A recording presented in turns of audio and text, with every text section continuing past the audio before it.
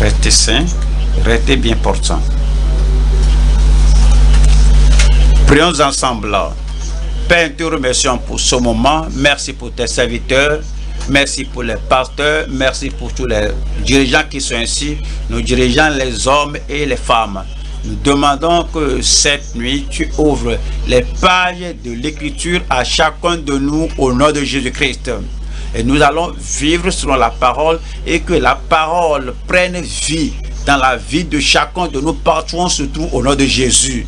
Ceux qui ne lisent pas la Bible, quand ils nous voient, qu'ils voient la Bible exposée dans notre vie au nom de Jésus-Christ.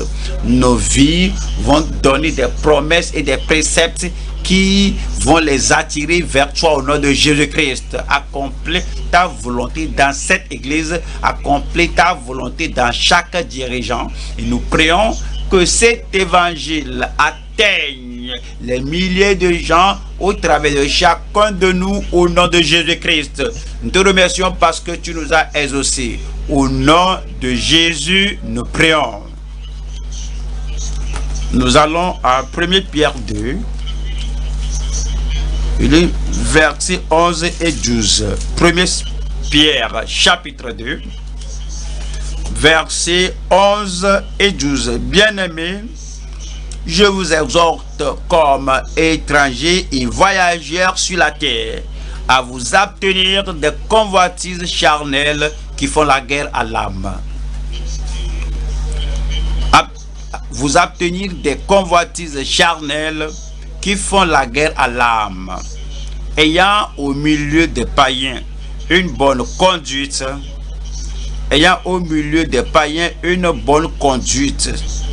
et ceux qui n'ont pas goûté la grâce de Dieu, les incroyants, ils n'ont pas goûté la grâce que vous avez goûtée. Ayez au milieu des païens, ces incroyants, une bonne conduite, afin que là même où ils vous calomnient comme si vous étiez des malfaiteurs, ces incroyants, remarquent vos bonnes œuvres et glorifient Dieu au jour où il les visitera. Au travers de votre vie, les gens vont glorifier le Seigneur. Comme nous examinons ces versets, alors nous avons le rappel en tant que membre du corps de Christ, en tant que ministre dans l'église du Dieu vivant, notre vie, notre ministère, notre œuvre doivent uniquement et toujours pour la gloire de Dieu. Pensez-y, tout ce que vous faites, tout ce que vous dites, quelle que soit votre manière d'agir, où que vous soyez, où que vous alliez, où que vous refusiez d'aller, quelle que soit la décision que vous avez prise, quel que soit ce que vous faites, tout doit être uniquement pour toujours la gloire de Dieu. Que notre vie ne fasse rien pour soi-même, que ce ne soit pas pour l'élévation personnelle, que ce ne soit pas pour l'exaltation personnelle. Nous ne devons rien faire pour la chair, rien qui aide la chair, que rien qui promeuve la chair, rien qui ne fasse pas exhiber la chair. Nous ne devons rien faire pour l'ennemi des âmes. Vous voyez, Satan, non seulement il est votre ennemi, il n'est pas seulement l'ennemi des croyants, il est aussi l'ennemi des âmes des croyants, des incroyants. Il ne veut pas que les croyants soient sauvés. Il ne veut pas que les rétrogrades soient restaurés. Il ne veut pas que vous ou eux aillent au ciel. Alors il va vouloir tout faire, que vous allez tout faire, que vous ne fassiez rien qui aide le diable à empêcher le peuple de Dieu d'aller au ciel. Que vous n'aidiez pas, que vous n'assistiez pas, que vous ne promouviez pas l'œuvre de Satan pour empêcher les gens et les pousser vers l'enfer. Nous ne faisons rien pour aider, pour promouvoir l'ennemi des âmes.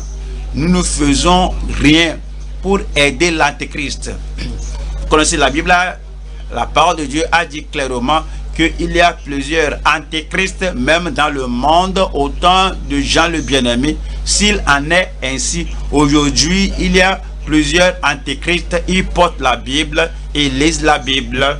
Ils disent qu'ils prêchent la Bible et ils appellent le nom de leur assemblée sous le nom chrétien, mais arrivé là-bas, ils prêchent pour l'Antéchrist. Ils œuvrent pour l'Antéchrist. Et vous, en tant que croyant, vous, en tant que ministre, vous n'allez rien faire pour soutenir, pour aider l'Antéchrist. La parole de Dieu nous a dit dans le Nouveau Testament qu'il y aura une apostasie. Qu'une apostasie va se produire selon la parole de Dieu. Ils vont s'apostasier, ils ont des oreilles qui les démangent, ils ne vont pas vouloir écouter la parole parfaite de Dieu qui conduit les gens à la vie éternelle. Vous n'allez rien faire dans votre ministère, vous n'allez rien faire dans votre vie personnelle qui promeuve l'apostasie des derniers temps. Tout ce que vous faites dans le ministère, tout ce que vous faites dans votre vie personnelle, tout ce que vous faites dans votre famille, tout ce que vous faites à tout moment et partout sera uniquement pour la gloire de Dieu. C'est pourquoi nous voyons le thème qui est vivre pour œuvrer uniquement pour la gloire de Dieu. Vivre pour œuvrer uniquement pour la gloire de Dieu. Vous vivez pour œuvrer, vous vivez pour travailler, vous êtes en vie pour remplir votre ministère, vous êtes en vie pour faire quelque chose à aider à la promotion de l'évangile. Vous vivez pour œuvrer uniquement pour la gloire de Dieu. Pour la gloire de Dieu. Voilà le verset 12, 1 Pierre 2. Verset 12. Ayez au milieu des païens une bonne conduite. Conduite honnête, fidèle, transparente, afin que là même où ils vous calomnient comme si vous étiez des malfaiteurs, ils remarquent vos bonnes œuvres et glorifient Dieu au jour où il les visitera. C'est l'objectif pour lequel vous vivez, pour lequel vous êtes dans le ministère. Romains chapitre 15. Romains 15, versets 5 et 6. Que le Dieu de la persévérance et de la consolation vous donne d'avoir les mêmes sentiments les uns envers les autres selon Jésus-Christ, afin que tous ensemble d'une seule bouche vous glorifiez le Dieu. C'est l'objectif de l'existence, c'est pourquoi vous vivez, c'est pourquoi vous êtes dans le ministère, afin que tous ensemble d'une seule bouche vous glorifiez le Dieu et Père de notre Seigneur Jésus-Christ. Nous vivons pour œuvrer uniquement pour la gloire de Dieu. 1 Corinthiens 6, verset 20. 1 Corinthiens 6, verset 20. Car vous avez été rachetés à un grand prix. Glorifiez donc Dieu. Voyez cela. Glorifiez donc Dieu dans votre corps et dans votre esprit qui appartiennent à Dieu. Nous vivons pour œuvrer uniquement pour la gloire de Dieu. 1 Corinthiens chapitre 10, verset 31.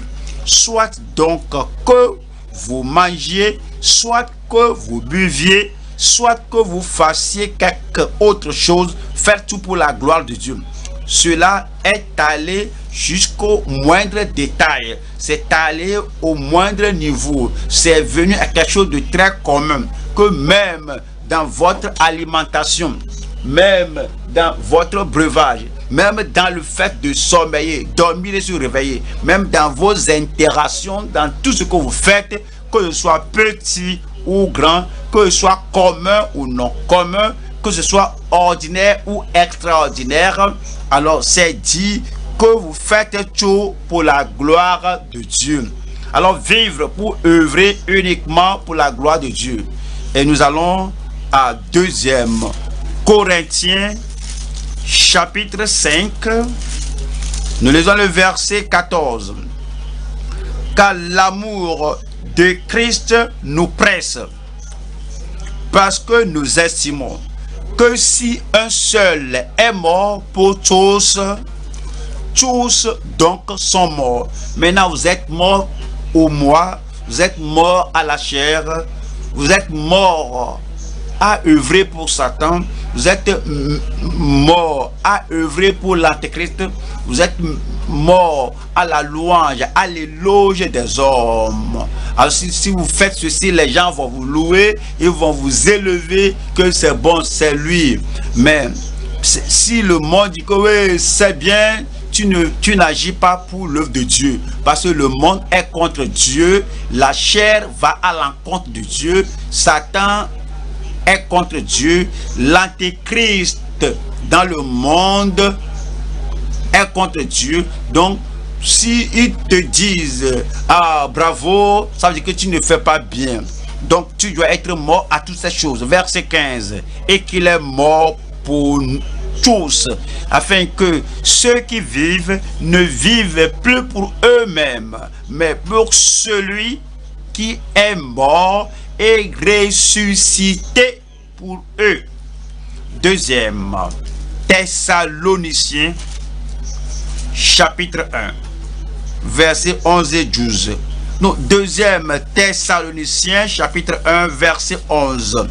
C'est pourquoi aussi nous prions continuellement pour vous, afin que notre Dieu vous juge digne de la vocation et qu'il accomplisse par sa puissance tous les desseins mais bienveillants de sa bonté et l'œuvre de votre foi, pour que le nom de notre Seigneur Jésus soit glorifié en vous. C'est pourquoi vous êtes dans le ministère, vous vivez pour œuvrer uniquement pour la gloire de Dieu. Et que Jésus-Christ, qui est mort pour tous les péchés, qui est mort pour le monde, à la croix du calvaire, que comme les gens sont sauvés, comme les gens obtiennent les avantages du sang de l'agneau, son nom est glorifié, son sacrifice est rendu efficace dans la vie des gens, afin pour que le nom de notre Seigneur Jésus soit glorifié en vous et que vous soyez glorifiés en lui, selon la grâce de notre Dieu et du Seigneur Jésus-Christ. 1 Pierre chapitre 4 verset 11. 1 Pierre 4 verset 11. Si quelqu'un parle, le pasteur là-bas, si quelqu'un parle, celui qui enseigne le sondage là-bas, si quelqu'un parle, que ce soit le dirigeant des jeunes qui enseigne aux jeunes, si quelqu'un parle, que ce soit un moniteur là-bas des enfants, ceux qui enseignent à nos sœurs et à nos frères là-bas, si quelqu'un parle, que ce soit comme annonçant les oracles de Dieu, si quelqu'un remplit un ministère, qu'il le remplisse selon la force que Dieu communique. Selon la force que Dieu communique. Vous n'économisez pas votre capacité lorsque vous servez le Seigneur, votre force. Vous n'économisez pas, vous n'épargnez pas vos dons, votre intelligence lorsque vous servez le Seigneur. Vous ne ralentissez pas, vous ne diminuez pas votre sacrifice lorsque vous servez le Seigneur. Selon la capacité que Dieu vous a donnée, vous êtes un prédicateur, vous connaissez la parole, faites sortir la parole. Vous êtes choriste, vous louez le nom du Seigneur, alors toute votre formation, votre répétition, tout ce que vous avez, il faut l'utiliser pour servir le Seigneur. Vous prêchez, vous parlez aux gens, vous ne prenez pas le dernier siège. Tout ce que vous connaissez, ce que vous avez selon l'habileté que Dieu vous a donné, alors vous servez le Seigneur dans une capacité donnée, vous attirez les âmes dans le royaume de Dieu, vous faites cela au niveau de la capacité de la formation que Dieu vous a donnée. Voilà encore ce verset 11. Si quelqu'un parle, que ce soit comme annonçant les oracles de Dieu, si quelqu'un remplit un ministère, qu'il le remplisse selon la force que Dieu communique, afin qu'en toute chose, Dieu soit glorifié par Jésus-Christ. C'est l'objectif. C'est pourquoi vous faites usage de votre talent. C'est pourquoi vous ne décroissez rien lorsque vous servez le Seigneur. Et c'est dit, c'est ainsi à C'est ainsi afin qu'en toute chose Dieu soit glorifié par Jésus-Christ, à qui appartiennent la gloire et la puissance au siècle des siècles. Amen. Vous pouvez faire plus que cela. Amen. Nous allons au Philippiens chapitre 1.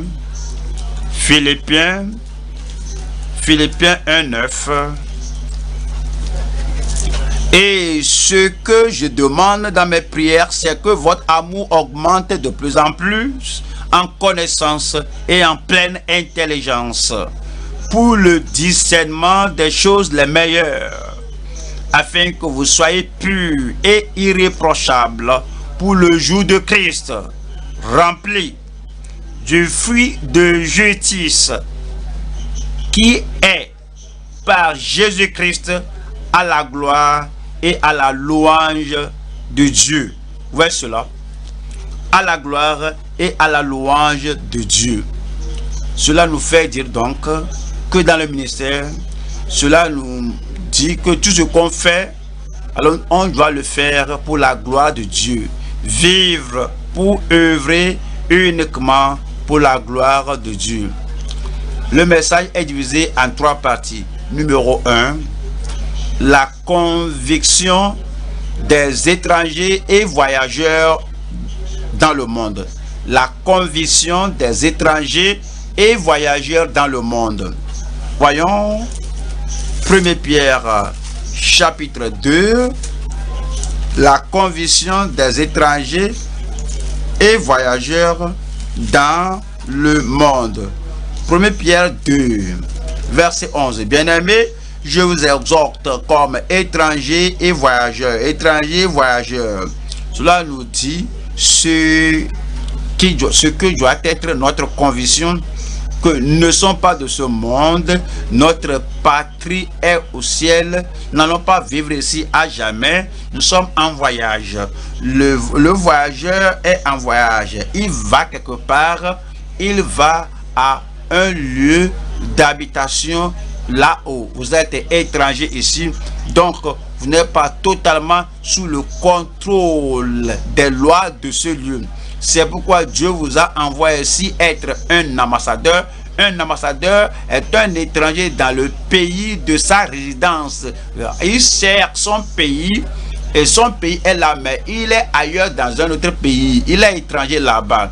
Un pèlerin, un voyageur, c'est un nomade. Celui qui va d'un lieu à un autre lieu. Ils n'ont pas un lieu fixe. Donc, ils ne bâtissent rien de permanent parce que ils sont des nomades. Ils sont voyageurs. La même chose s'applique à vous, à moi, que notre patrie, c'est le ciel. Notre habitation permanente, c'est au ciel. Que je vais préparer une place pour vous. Lorsque je serai allé, lorsque je vous aurai préparé une place, je reviendrai et je vous prendrai à moi-même. Ça, c'est notre but, c'est notre destination, c'est notre habitation permanente. Dans ce monde, nous sommes des étrangers et voyageurs. C'est dit donc que vous obtenir des convoitises charnelles qui font la guerre à l'âme. Voyons cette confession, la confession de ceux qui ont la conviction qu'ils sont des étrangers, des voyageurs dans ce monde. Nous allons à 1er Chronique 29. 1er Chronique 29, verset 14. Car qui suis-je et qui est mon peuple pour que nous puissions te faire volontairement ces offrandes? Souviens de toi et nous recevons de ta main ce que nous t'offrons. Vois ceci. Nous sommes devant toi des étrangers et des habitants. Des voyageurs. Nous séjournons temporairement ici, mais nous sommes étrangers et des habitants, comme tous nos pères. Nos jours sur la terre sont comme l'ombre. Nos jours sur la terre sont comme l'ombre. L'ombre, qu'est-ce que cela veut dire? Lorsque le soleil est en haut, on voit l'ombre. Mais lorsque le soleil va se couchant, finalement, l'ombre n'est plus. La même chose s'applique ici. Notre vie en tant que voyageur, en tant qu'étranger, nos jours sur la terre sont comme l'ombre et il n'y a point d'espérance. La conviction des étrangers et voyageurs dans le monde. Nous allons au psaume 119. Psaume 119, verset 19. Je suis un étranger sur la terre. Je suis un étranger sur la terre.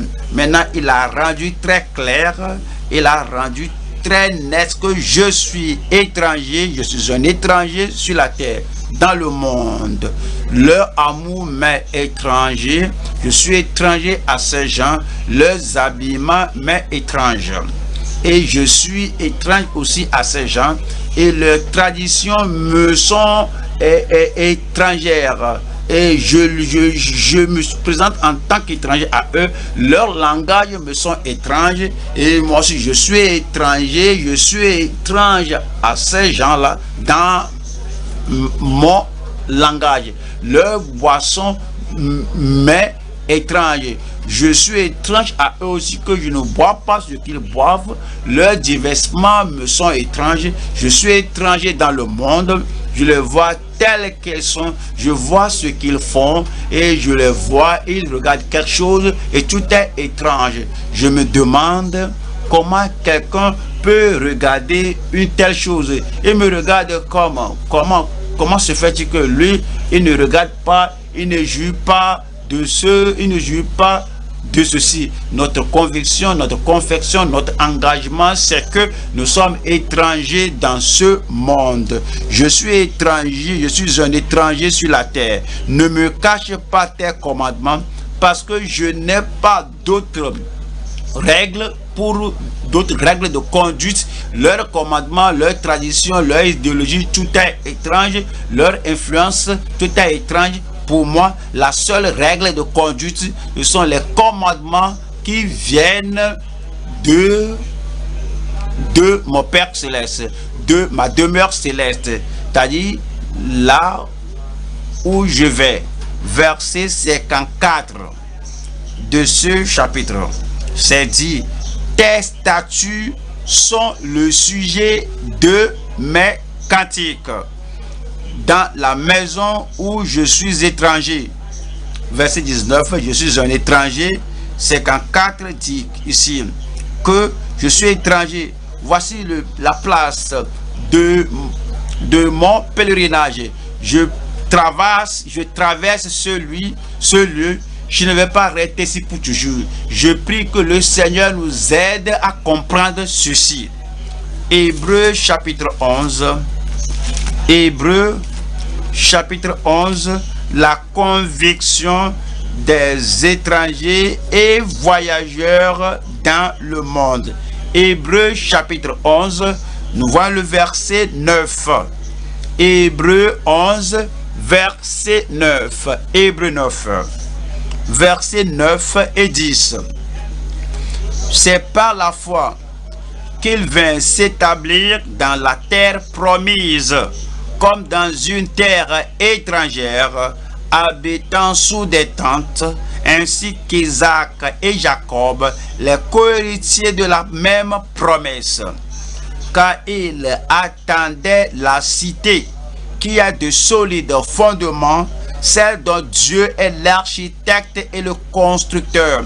Quelle est la conviction d'un étranger dans le monde? La conviction d'un pèlerin, d'un voyageur dans le monde, et que je ne fais que traverser, je ne m'établis pas ici, je cherche une ville et je vais à une cité dont les fondements sont bâtis par Dieu lui-même. C'est Abraham, ça c'est Isaac et c'est Jacob.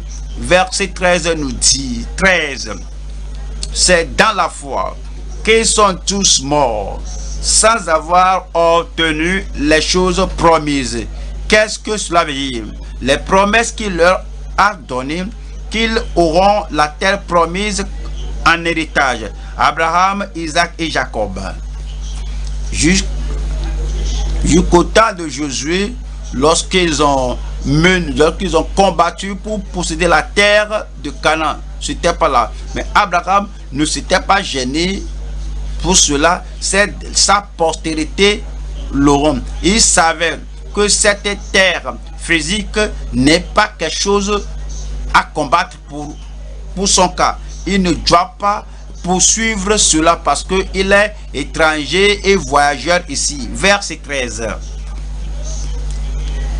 Mais ils les ont vus et salués de loin, reconnaissant qu'ils étaient étrangers et voyageurs sur la terre.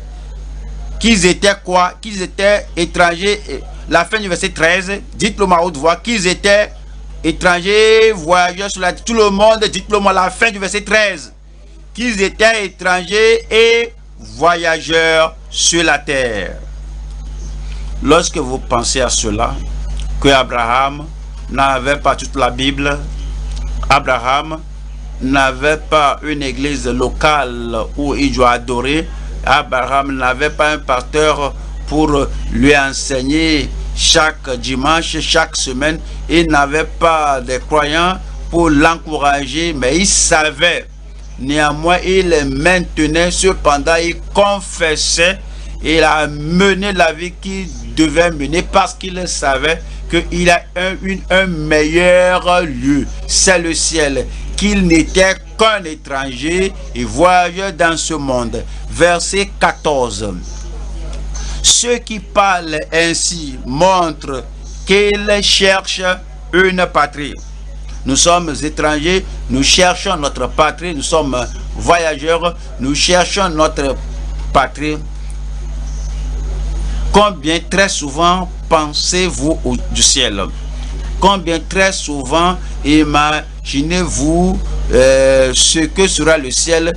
Combien très souvent vous envoyez votre cœur vers le ciel pour dire que ça c'est ma demeure, c'est ma demeure permanente, où vous luttez pour les choses de ce monde avec les gens de ce monde, ou bien vous avez la confession, vous avez la conviction, vous avez la consécration, l'engagement que le ciel est votre demeure, ou est-ce que vous vivez et vous faites comprendre aux gens et les gens peuvent le dire qu'il n'est pas de ce monde, son esprit n'est pas de ce monde, vous prenez quelque chose de ce monde de lui, il ne va pas lutter pour cela, il ne va pas sinon rassembler les gens pour se battre pour lui, il ne prime pas, ils ne prisent pas beaucoup les choses de ce monde. Ils vivent avec la conviction d'être étrangers et voyageurs dans ce monde. Et lorsqu'il vient à l'église, lorsqu'il vient adorer le Seigneur,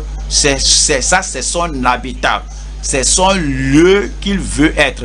Il ne se précipite pas. Parce que tout ce qu'il fera à la maison, c'est pour ce monde. Alors, il ne se plonge pas dans ce monde. Alors, il savait qu'il est étranger, il est pèlerin, il est voyageur et il prend les choses de ce monde à la main légère. Il n'attrape pas, il ne poursuit pas, il n'est pas à la ruée avec les gens. Ne dit pas que si je ne l'ai pas, je ne vais plus adorer le Seigneur. Il savait que ce n'est pas son dernier lieu de repos. Verset 14. Ceux qui parlent ainsi montrent qu'ils cherchent une patrie. S'ils avaient eu en vue celle d'où ils étaient sortis, ils auraient eu le temps d'y retourner. Mais maintenant, ils ne vont pas y retourner parce qu'ils savaient que ceci n'est pas mon dernier lieu de repos. 16. Mais maintenant, ils en désirent une meilleure, c'est-à-dire une céleste, un pays céleste. C'est pourquoi Dieu n'a pas honte d'être appelé leur Dieu, car il leur a préparé une cité.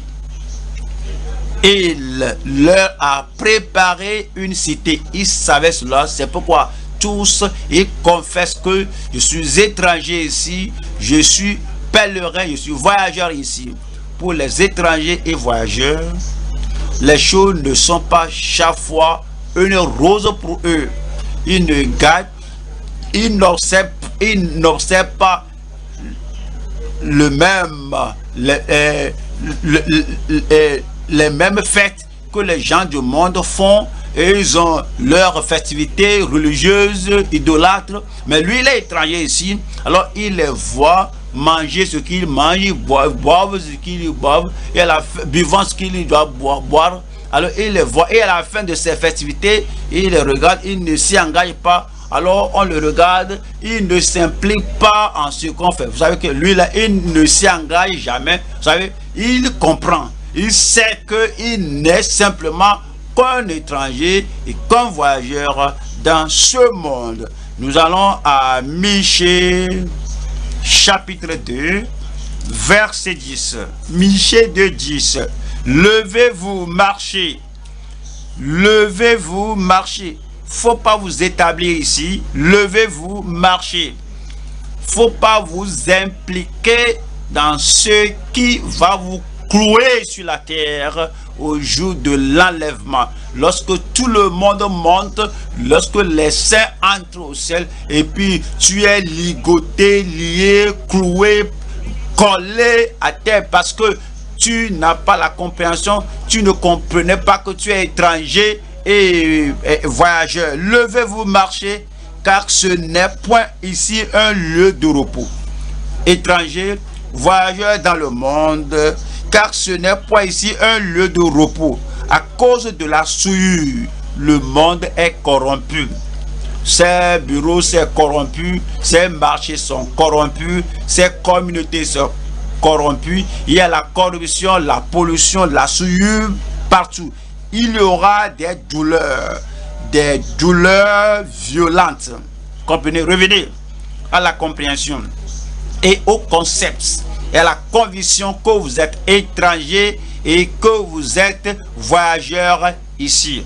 Alors, quelle en est l'implication? Vous devez vous abstenir vous devez vous abstenir des convoitises charnelles, des choses qui vont vous faire vous énigrer, vous plonger dans la souillure, dans l'abomination du monde. Vous devez vous en abstenir.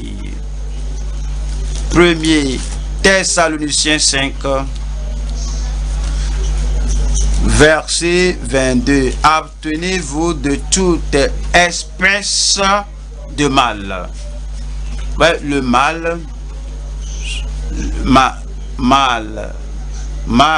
le mal vient du diable. Cela ne paraît pas venir d'un Dieu saint. Abstenez-vous de ceci. Cela ne paraît pas venir du ciel, ma demeure finale. Il faut vous en abstenir. Ceci ne se présente pas comme venant du Dieu saint, venant du saint ciel. Cela n'est pas approuvé par la Sainte Bible. Il faut vous en abstenir. Ce peut être petit, ce peut être négligeable, imperceptible. Si cela vient de Satan, une goutte de poison va rendre imbuvable une bouteille d'eau. La petite chose là, si cela vient du diable, de l'antéchrist, cela vient des gens qui se sont établis dans ce monde, et c'est le Dieu de ce monde qui engendre cela. Il faut vous en abstenir. Abstenez-vous de toute espèce de mal. Le Seigneur nous aidera. Le Seigneur m'aidera. Ouais, la tentation est là. Parfois, on ne voit pas cela comme une tentation. La chose là vient, une espèce de mal. Et cela vous fera vous approcher du monde. Et cela vous faire même presque vouloir vous établir. Cela vous fera même avoir une association permanente avec eux. Et c'est dit, abstenez-vous de toute espèce de mal. Le Seigneur vous protégera. 1 Pierre 2, verset 15. 1 Pierre 2, 15. Car c'est la volonté de Dieu qu'en pratiquant le bien, vous réduisiez au silence les hommes ignorants et insensés. Vous n'allez pas compromettre avec eux, vous n'allez pas vous accorder avec eux, vous n'allez pas permettre à leur pression de vous faire plonger dans leur système. Vous allez vous en abstenir. Est-ce que je parle à quelqu'un aujourd'hui? 1 Pierre chapitre 3, je lis verset 16.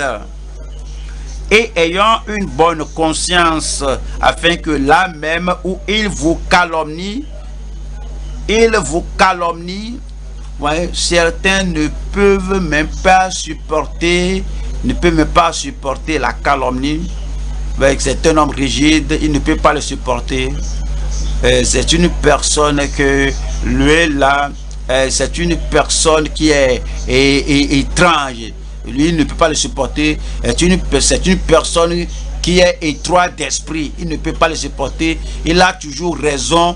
Il ne peut pas le supporter. Il ne s'associe pas. Il ne peut pas le supporter. Et il est un ermite. Il ne peut pas le supporter. Il n'est pas sociable. Et il ne se fraternise pas avec les autres. Il ne peut pas le supporter. Ils ne peuvent pas te comprendre. Et tu ne peux pas les comprendre.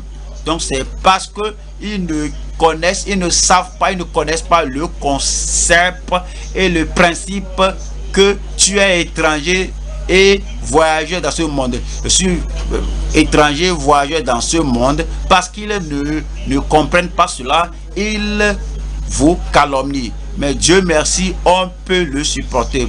Je dis, on peut le supporter. Et ayant une bonne conscience, afin que là même où ils vous calomnient comme si vous étiez des malfaiteurs, ceux qui décrivent votre bonne conduite en Christ soient couverts de confusion. Au dernier jour, vous serez récompensés et eux seront confus.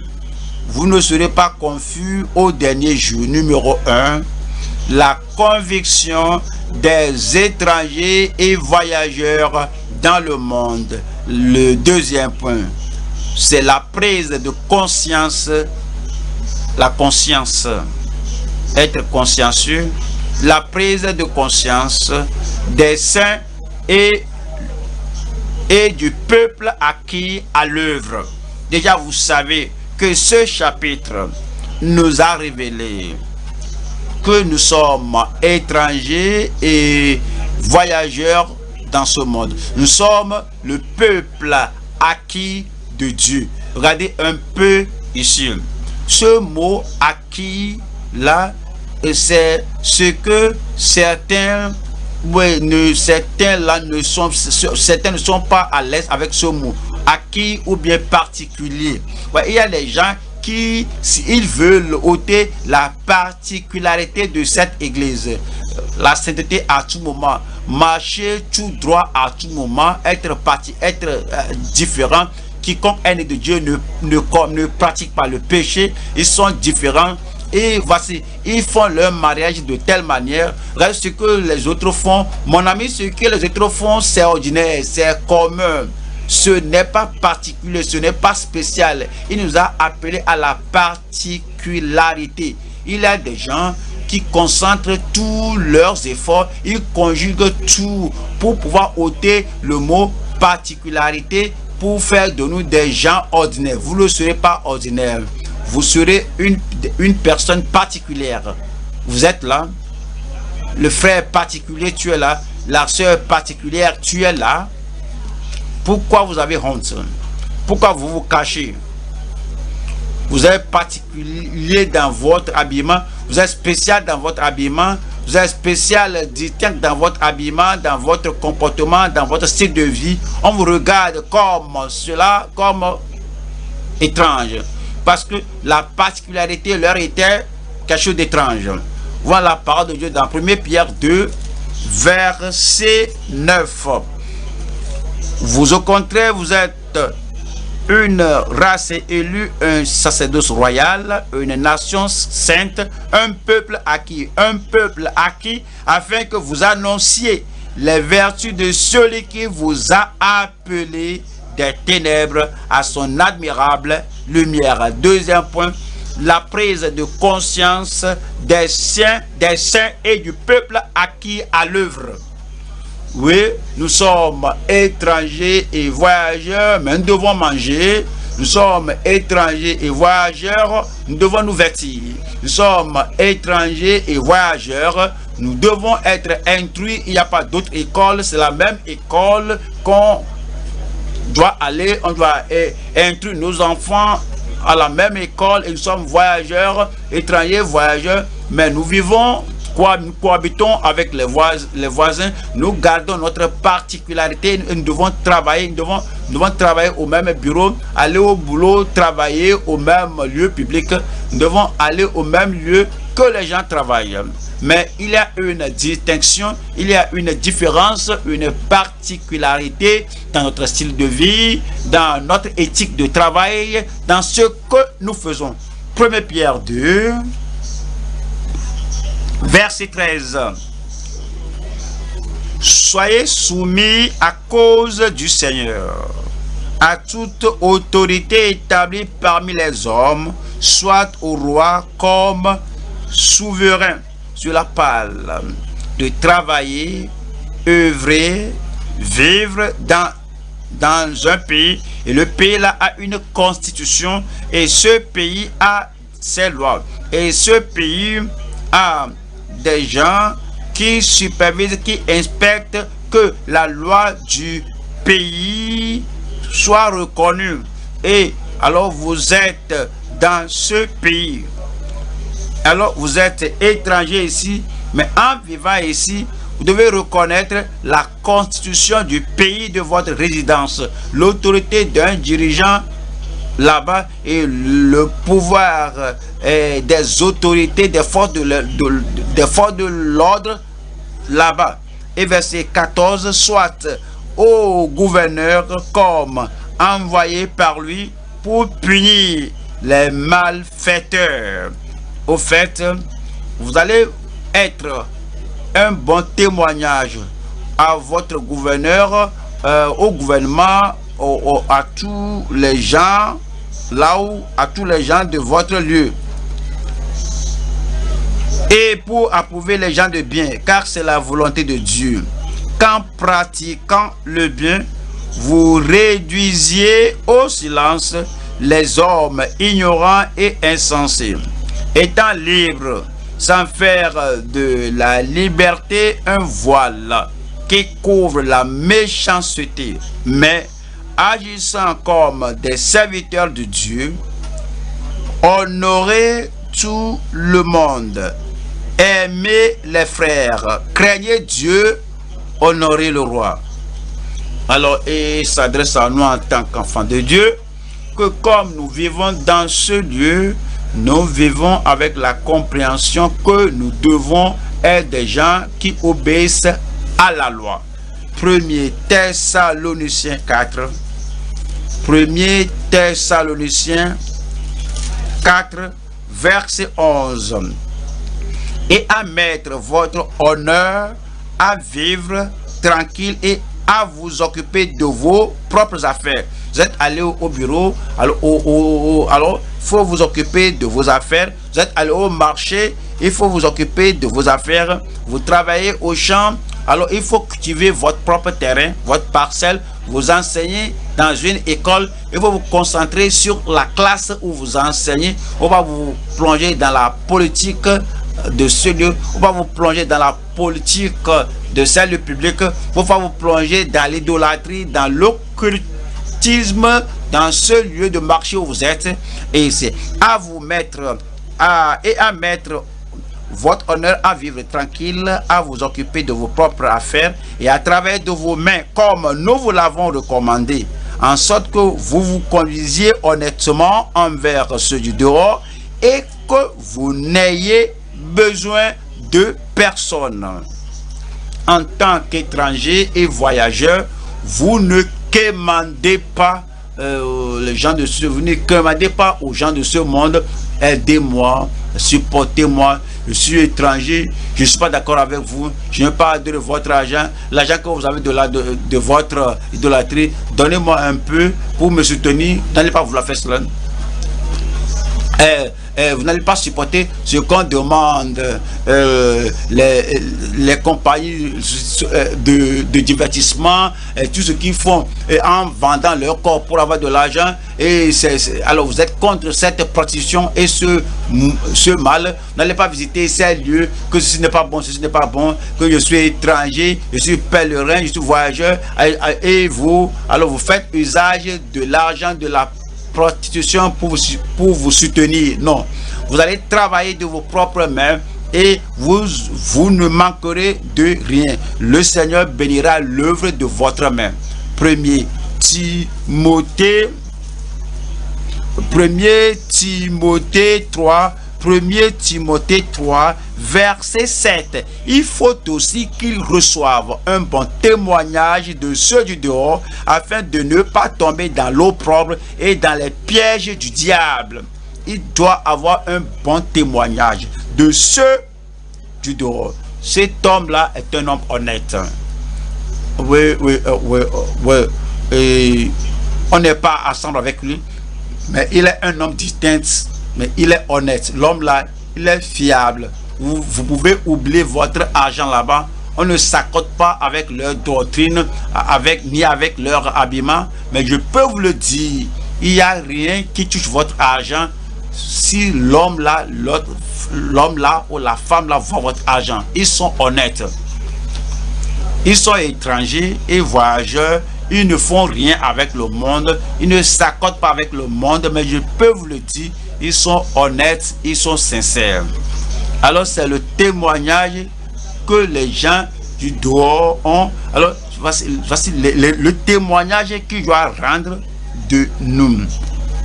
Il faut aussi qu'ils reçoivent un bon témoignage de ceux du dehors, afin de ne pas tomber dans l'opprobre et dans les pièges du diable. Quelqu'un dit que je suis pèlerin, je suis étranger, voyageur, et secrètement ils boivent leur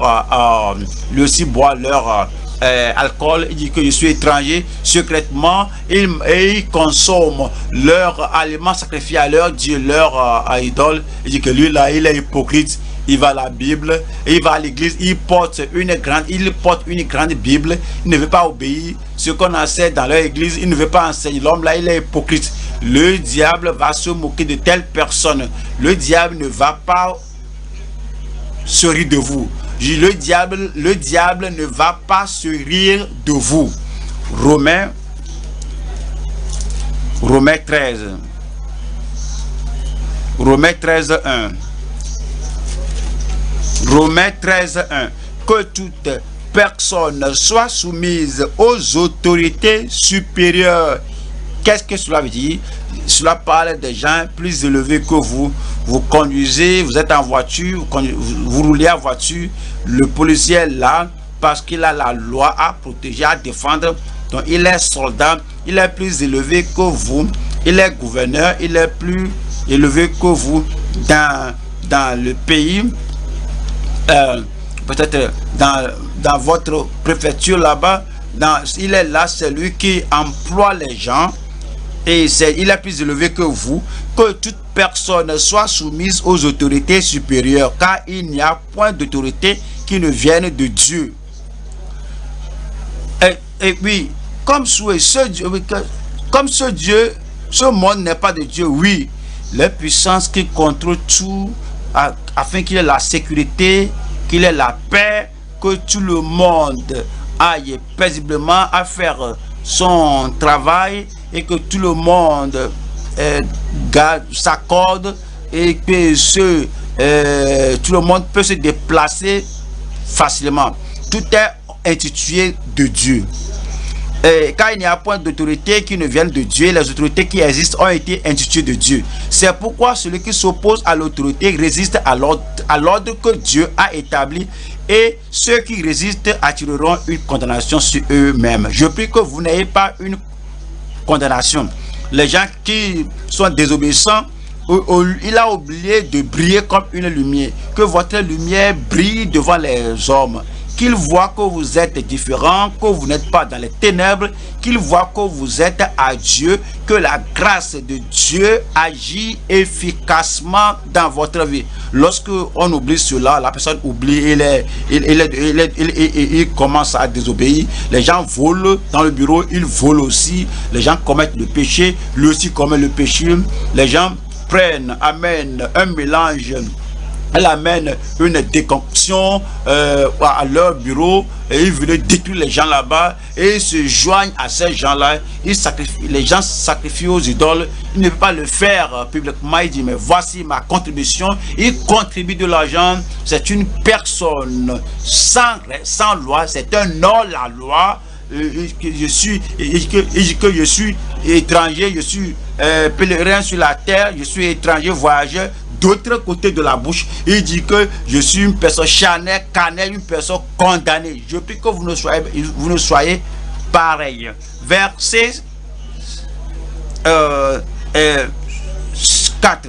Le magistrat est serviteur de Dieu pour ton bien. Mais si tu fais le mal, crains, car ce n'est pas en vain qu'il porte l'épée, étant serviteur de Dieu pour exercer la vengeance et punir celui qui fait le mal. Ce n'est pas le ministre, le serviteur qui prête de Dieu, qui prêche l'évangile, mais qui maintient la paix, qui s'assure qu'il n'y ait pas de tricherie dans le pays, afin qu'on puisse aller faire nos travaux, nos boulots légitimes dans le monde, étant serviteur de Dieu pour exercer la vengeance et punir celui qui fait le mal. Il est donc verset 4. Mais si tu fais le mal, crains, car ce n'est pas en vain qu'il porte l'épée, étant serviteur de Dieu pour exercer la vengeance et punir celui qui fait le mal. Il est donc nécessaire d'être soumis, non seulement par crainte de la punition, mais encore par motif de conscience. Mais encore par motif de conscience. Quelqu'un, aidez-moi à dire cela, mais encore par motif de conscience. Aidez-moi, mais encore par motif de conscience. Il y a des gens qui tuent leur conscience. La conscience est le policier vivant en vous qui dit non, cela est mauvais. Lorsque tu veux violer la loi, la conscience dit mais ce que tu fais c'est mauvais. Vous voulez aller à la direction mauvaise, la conscience dit c'est mauvais. Il y a des gens qui font taire leur conscience et tuent leur conscience, que ne me dérange plus. Avec ce type de voix que c'est mauvais, je vais faire ce que je vais faire. Moi je ne veux pas vivre avec une bonne conscience. Je ne veux pas qu'une conscience me dise ceci est bon, ceci est mauvais. Et ils tuent leur conscience. Et quand ils sont comme ça là, ils se comportent comme bon leur semble. Ils agissent n'importe comment parce qu'il n'y a plus de conscience. Je prie que votre conscience ne soit pas tuée. Que votre conscience ne meure pas. Ma conscience ne va pas mourir. 1 Timothée 4, verset 2. 1 Timothée, chapitre 4, verset 2. Par l'hypocrisie de faux docteurs portant la marque de la flétrissure dans leur propre conscience. La conscience est tuée. Flétrie. Alors, allons à 1 Pierre, chapitre 2. Je lis verset 19. 1 Pierre 2, lisons le verset 19. Comme nous vivons en tant que voyageurs étrangers et voyageurs dans ce monde, notre conscience est notre compagne qui nous suit et qui nous montre comment nous devons vivre. 1 Pierre 2, verset 19. car c'est une grâce que de supporter des afflictions par motif de conscience envers Dieu, par motif de conscience envers Dieu quand on souffre injustement. Dans notre service, si vous travaillez consciencieusement, et si vous travaillez selon la dictée de votre conscience, vous êtes intègre, vous êtes sincère, vous êtes honnête, vous êtes diligent, vous êtes fiable, alors que les autres disent, mais pourquoi tu travailles comme ça? Si tu finis le travail aujourd'hui, qu'est-ce que on va faire demain? Donc le seul travail, il travaille lorsque le directeur est là, et là, alors on promet, on dit que non, que le délai pour le travail là, c'est voici l'heure. Il dit oui monsieur, et arrivé au bureau, il va commencer à faire d'autres affaires, et il utilise l'heure de la société pour faire d'autres choses. Et ils font ce qui n'est pas pour la société, ils font cela plus que le service de la compagnie. Et quand le délai vient, il ne peut pas soumettre le travail. Et quand le directeur vient, il va commencer à courir. Et ils font comme s'ils sont sérieux. Ils n'ont pas de conscience. Si vous travaillez dans un tel lieu, vous n'allez pas sinon copier ces gens, les imiter. Vous allez faire votre boulot avec une conscience claire, une conscience sans reproche. Je prie que Dieu éveille notre conscience au nom de Jésus-Christ. Comment devons-nous travailler? Les saints la prise de les saints conscients de Dieu à l'œuvre sont honnêtes et diligents. Est-ce que vous enseignez dans une école? Oui, vos élèves vont réussir, ils vont exceller parce que vous plongez tous vos regards dedans. Vous êtes honnête et diligent. Est-ce que vous travaillez dans un bureau et les autres amènent leur dossier pendant que d'autres cherchent la corruption, et que on ne peut pas voir ton dossier. Ils cherchent là-bas, on ne peut pas trouver ton dossier. C'est ce qu'il dit. Il dit que c'est toi qui m'as employé. Alors tu veux ton fichier, tu veux ton dossier. C'est moi qui vais chercher le dossier pour toi. Amène de l'argent, non. Il n'y a rien qui va de rien, qui va pour rien. Alors si tu comprends le langage, tu as oublié que tu es étranger ici. Tu ne dois pas, tu es voyageur ici. Alors tu ne dois pas faire cela. Alors tu agis comme qu'il ne faut pas leur donner de l'argent. Tu agis comme si tu ne sais pas ce qu'ils font. Tu es honnête et diligent. Tu es observateur et tu es une personne d'objectif. Tu observes comment les choses doivent être faites. Quelqu'un travaille là avant toi et tu es venu pour faire l'œuvre. Tu observes les gens, comment ils font ceci. Est-ce que oui, voici, nous sommes à une génération informatique. Lorsque vous étiez au collège et il n'y a pas l'informatique, maintenant vous travaillez là-bas, vous allez faire usage de cet ordinateur. Donc vous devez être observateur. Je suis ici, voici l'instrument, l'outil que je dois utiliser. Donc tu dis, je dois faire mon meilleur. Donc vous devez être honnête et très diligent. Vous devez être observateur et d'objectif, et vous devez également être loyal. Vous devez être loyal et obéissant aux lois. Les autres sont frauduleux, ils vivent dans l'anarchie, et ils vivent n'importe comment. Dès qu'on ne peut pas les arrêter, dès que tu ne peux pas les attraper, que c'est eux qui ont détruit ceci et gâté cette machine. Pour toi, tu dis que je suis payé pour faire un boulot productif. Je ne suis pas employé ici pour réduire la productivité de cette société. Je ne suis pas employé pour détruire les choses. Je dois être loyal. Et vous êtes incorruptible et influentiel. Alors la corruption ne va pas vous influencer, mais la façon dont vous travaillez, si vous travaillez avec votre conscience, si vous prenez votre conscience à l'œuvre et votre conscience vous rappelle, rappelle-toi que tu es étranger, tu es voyageur dans ce monde, tu es incorruptible, tu es influentiel, tu influences les autres dans ce bureau, dans ce lieu public, dans ce lieu de travail, tu es incorruptible. Et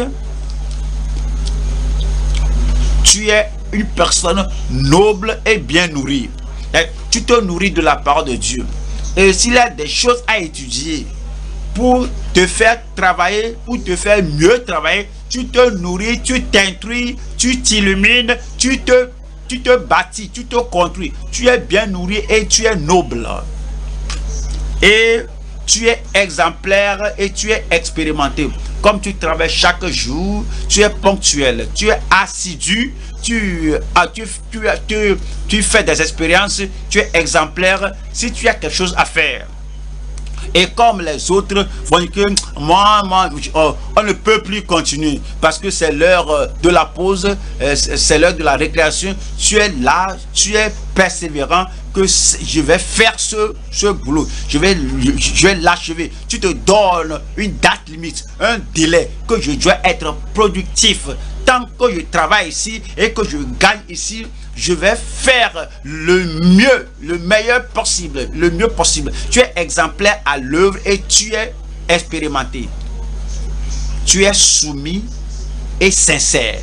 Tu es soumis et sincère. Vous voyez les gens, dans les lieux de travail, et ceci est gâté, peut-être une voiture en panne, une machine gâtée, alors ils vont prendre une pièce que, monsieur directeur, ouais, on a vu que cette pièce là est de Taïwan, ceci c'est de qualité inférieure. Je connais là où on peut acheter l'original, la pièce originale, et je peux mettre ça là-bas et puis ça va bien travailler. C'est un chrétien, il est de la vie profonde, alors on a confiance en lui. On ne savait pas qu'il est allé se joindre aux gens corrompus là-bas. On lui a donné de l'argent. Et ce qu'il a dit, que cela vient de Taïwan, que cela est de qualité inférieure, alors il est allé l'acheter, il est venu mettre ça là-bas, tout va bien. Alors il a mis l'argent là, l'argent de la pièce originale là, il l'a mis dans la poche. Est-ce un saint ou un pécheur? Donnez-moi la réponse, non. Il est pécheur. Mais vous travaillez avec la conscience. Vous savez, la conscience, avec vous là où vous travaillez, vous devez être soumis là-bas et vous devez être sincère. Et vous êtes altruiste et stratège. Alors, si on cherche à licencier les ouvriers, on ne va jamais me penser à vous, parce que vous êtes une personne stratège, vous êtes le centre et vous êtes l'épicentre, vous êtes le moteur qui fait avancer la société, parce que vous travaillez avec la conscience. Je prie que vous soyez plus consciencieux, que vous soyez plus fidèles, et que l'œuvre, que là où vous travaillez, qu'il y ait le progrès là-bas au nom de Jésus-Christ.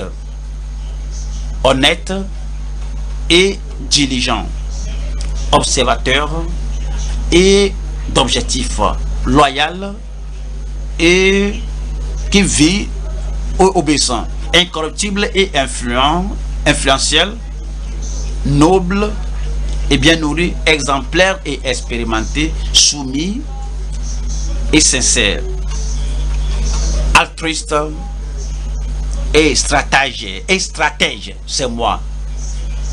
C'est moi. Je suis sérieux. C'est moi. Je prie que ce soit vous au nom de Jésus-Christ. Troisième point maintenant. La commission des serviteurs et préservateurs de sa parole. La commission des serviteurs et des préservateurs de sa parole. Nous sommes commissionnés pour faire quelque chose lorsque nous parcourons ce monde, lorsque nous sommes étrangers et voyageurs dans ce pays et nous traversons, nous laissons un legs un héritage et nous laissons une trace que les gens peuvent voir, des empreintes. Et lorsqu'ils viennent nous relayer, ils vont dire, cet étranger, ce voyageur, voici comment il a travaillé, voici comment il a travaillé, et j'aime cela. La grâce que Dieu lui a donnée, la grâce que Dieu lui accorde, je veux avoir la grâce. Ils auront la grâce. Et puis, ils vont travailler comme cela doit. Nous sommes les préservateurs de sa parole. Nous sommes serviteurs du Seigneur. Troisième point, la commission des serviteurs et des préservateurs de sa parole. Nous allons à 1 Pierre, chapitre 2, verset 21. Et c'est à cela que vous avez été appelés. Et c'est à cela que vous avez été appelés, étrangers et voyageurs. C'est à cela que vous avez été appelés, serviteurs et le peuple acquis. C'est à cela que vous avez été appelés, parce que Christ aussi a souffert pour nous, pour vous, vous laissant un exemple, afin que vous suiviez ses traces. Lui qui n'a point commis de péché, et dans la bouche duquel il ne s'est point trouvé de fraude. Lui qui injuriait ne rendait point d'injure. Étrangers et voyageurs, on n'use pas des injures, on ne renvoie rien à l'envoyeur, on n'use pas de représailles, on ne se venge pas. Lui qui injuriait ne rendait point d'injure, maltraité ne faisait point de menaces. Maltraité ne faisait point de menaces, mais administrateur, directeur, tu crois avoir le pouvoir. Si tu me touches, si tu fais quelque chose contre moi, non seulement pas la prière, je vais amener le feu sur toi. On ne fait pas cela. Et par action, je vais mobiliser, influencer tout le monde. Tu n'auras pas la paix dans ce lieu si tu me touches. Je vais mobiliser tous les ouvriers et ils vont amener cette institution sur genoux. Tout sera détruit. Si tu veux tout détruire, touche-moi. Quant à moi, je suis intouchable. Je vais tout faire. Je me comporte n'importe comment. Et je suis mon Seigneur. Et si tu me touches, je te dis, je te menace, ce n'est pas un vide, ce n'est pas une vide menace. Ouais, les vrais croyants ne pensent pas comme ça, n'agissent pas comme ça, ne vivent pas comme ça. Mais c'est dit, mais s'en remettait à celui qui juge justement.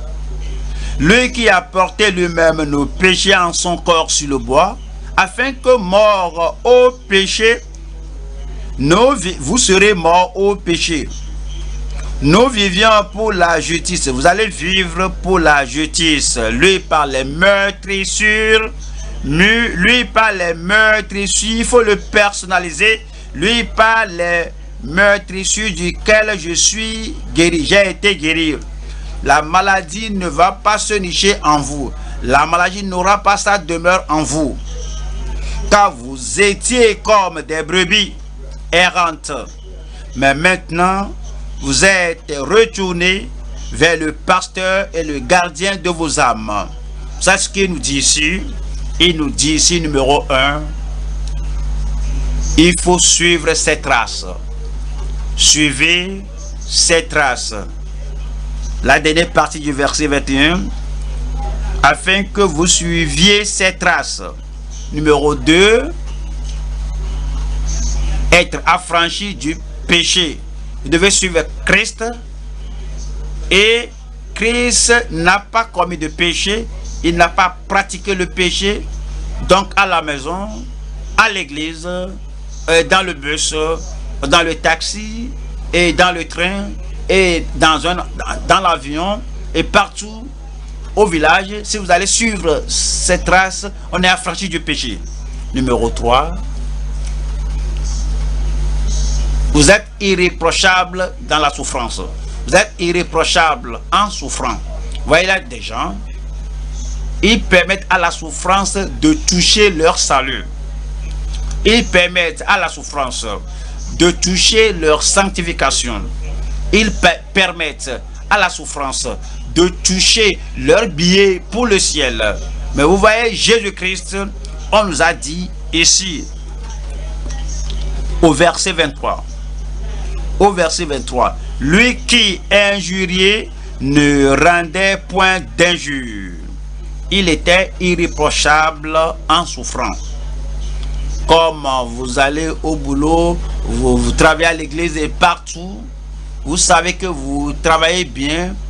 Ceux qui ne comprennent pas et croient que votre compréhension de la sainteté, de la sanctification, c'est trop, que tu vas de très loin. Nous avons entendu ce que tu as entendu, nous avons lu ce que tu lis. Toi, tu vas à l'extrême, que cela ne veut pas dire que tu ne peux pas falsifier les choses, mais tu dis non, voici ce que j'ai entendu. Alors il te fait souffrir. Cette souffrance ne doit pas affecter ton salut. Cette souffrance, cela n'affectera pas votre sanctification. Vous n'allez pas vous venger. Vous n'allez pas vous venger.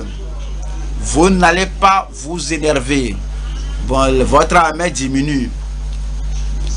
Jésus, en tant que roi, en tant que Seigneur, en tant que juge, en tant qu'Emmanuel, en tant que roi des rois et Seigneur des seigneurs, Jésus s'était énervé comme Dieu s'était énervé. Cette colère appartient seulement au règne de sa souveraineté. Cela ne t'appartient pas. Tu ne peux pas dire que Jésus s'était fâché contre ces pécheurs endurcis. Moi aussi j'ai la liberté de me fâcher. Non, vous ne pouvez pas le faire parce que la Bible a dit que ayez les sentiments qui sont en Christ. Qu'est-ce que cela veut dire?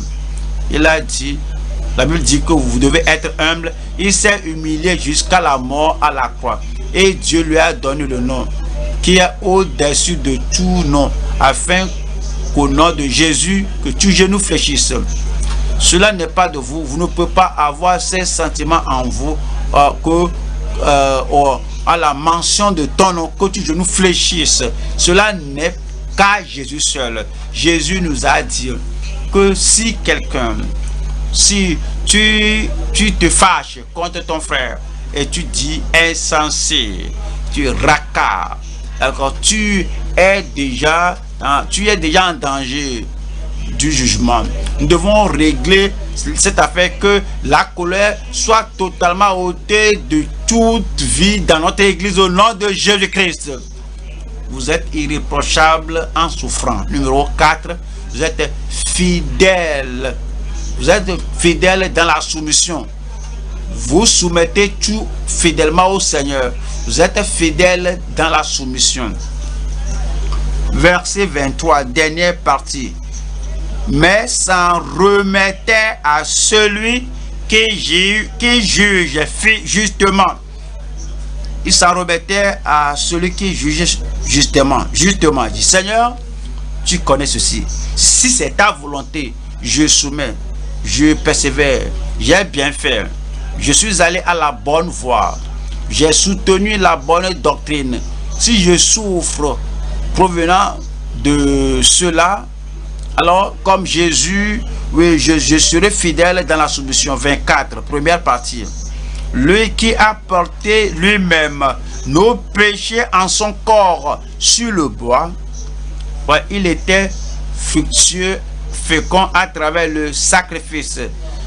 C'est le sacrifice-là qui lui a fait souffrir à la croix, et cela a amené des milliards de personnes dans le royaume. Il est fécond, fructueux à travers le sacrifice. 24, dernière partie, deuxième partie. Afin que, morts au péché, nous vivions pour la justice. Nous sommes en communion avec le Sauveur. Lui, à cause de ce qu'il a fait à la croix du calvaire, il est mort. Maintenant, nous sommes morts au péché. Il vit encore. Maintenant, nous vivons pour la justice. Nous sommes en communion avec le Sauveur. Voyons encore la dernière partie qui dit, lui par les meurtrissures duquel, dites-le moi, vous avez été guéris. La foi en ces meurtrissures. La foi en ces meurtrissures. Le cancer va mourir. Les problèmes rénaux vont mourir. Toute maladie meurtrière qui va tuer quelqu'un, par ces meurtrissures, vous êtes guéri au nom de Jésus-Christ. On n'a pas besoin d'attendre une longue prière, jeûner. Jésus a dit que tiens-toi au milieu des gens. L'homme à la main sèche s'est tenu debout. Il n'y a pas de gymnastique ici, il n'y a pas une longue prière ici. Et que étant ta main, l'homme a étendu sa main et puis il est devenu totalement guéri comme l'autre. Vos maladies sont ôtées. Vos infirmités sont guéries. Comme vous croyez qu'il vous soit ainsi au nom de Jésus-Christ. La foi en ces meurtrissures. Verset 25.